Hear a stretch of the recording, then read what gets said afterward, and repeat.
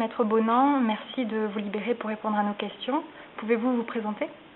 Alors, je suis Cyril Bonan, je suis avocat à Paris et je suis associé du cabinet Darrois-Villet Maillot-Brochier, qui est un cabinet d'affaires, cabinet français, qui existe depuis 1987, qui a été fondé par Jean-Michel Darrois, et qui est un cabinet spécialisé en droit des affaires, et notamment en fusion-acquisition, en droit boursier, avec également un département de droit de l'arbitrage, de droit de la concurrence et de fiscalité. Toutes ces spécialités étant liées au cœur d'activité qui est celui des fusions-acquisitions, des relations d'actionnaires et du droit des affaires plus général.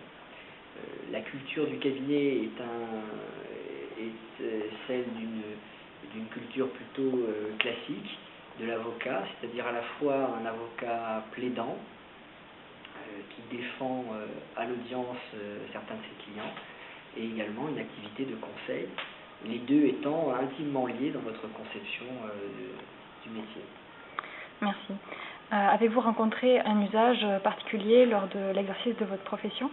Oui, alors effectivement, dans une des affaires dont j'ai eu la chance de m'occuper, qui était une affaire qui opposait un grand groupe de luxe à une banque d'affaires, la question de la responsabilité des analystes financiers était posée, puisque ce grand groupe de luxe critiquait les analyses financières, et il a donc fallu essayer de déterminer quels étaient les devoirs de ces analystes financiers.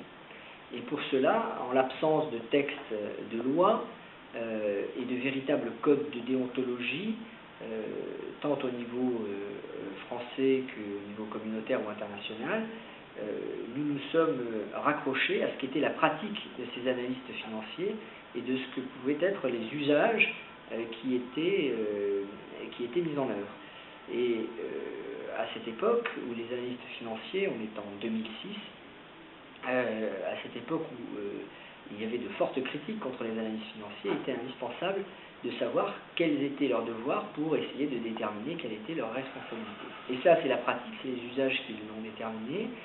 Il y a donc eu des colloques nombreux, des articles de doctrine, les professeurs se sont interrogés, les autorités de marché également ont essayé de répondre à ces questions, des sociétés, associations d'analystes financiers ont réfléchi à cela, et ont finalement déterminé l'existence de quatre principes, quatre usages qui définissaient les rôles de l'analyste financier et ses devoirs. Un quadriptyque qui était une obligation de rigueur, une obligation de prudence, d'objectivité et d'impartialité.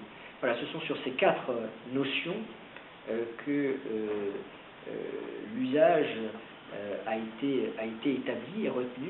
Et ça a donné lieu à un débat devant le juge pour savoir si c'était la bonne définition et si c'est ces usages qu'il fallait retenir. Ces quatre critères ont été soumis au juge, ces quatre usages, et ils ont été consacrés par un arrêt de la Cour d'appel de Paris qui, par cette décision, a consacré ces quatre usages et a établi en fait la norme de ce qu'étaient les devoirs des analystes financiers en France. Donc aujourd'hui, il existe un usage qui a été consacré par la jurisprudence et qui tient lieu aujourd'hui de normes pour une profession qui est celle des analystes financiers. Merci Maître Bonan.